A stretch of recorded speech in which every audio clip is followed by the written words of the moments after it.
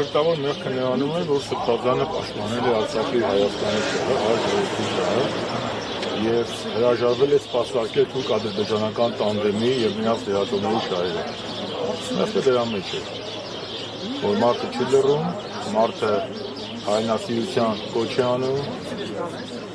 չի հաշտվում կապիտուլյացիայի հետ և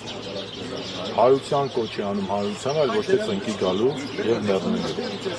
Ինչ վերաբերում է այս գործին, և այս գործը, և մնացած գործերը, դրանք դասական հետապնդման, քաղաքական հետապնդման օրինակ են, բայց այս գործը նաև տարբերվում է նրանով, որ սա ուղիղ գործ է, ուղիղ հալածանք է Հայաստանի ծառայական Սուրբ եկեղեցու դեմ։ Մենք շատ լավ գիտենք, որ այսօրվա կառավարիչները դեռևս տարիներ շարունակ նախաձեռնել, իսկ հիմա շատ ակտիվ փորձում են պառակտել եկեղեցին, փորձում են հարձակում իրականացնել մեր եկեղեցու վրա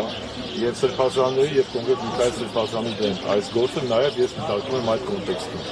Սա ոչ միայն անհատապես Միքայել Սրբազանի դեմ կարելի է դիտարկել, այլ նաև եկեղեցու հիմքերի քանդում է, եկեղեցու հիմքերի քանդումը դա երրորդ հանրապետության հիմքերից մեկն է, հիմքերի քանդումն է, դա մեր ազգային ինքնության քանդումն է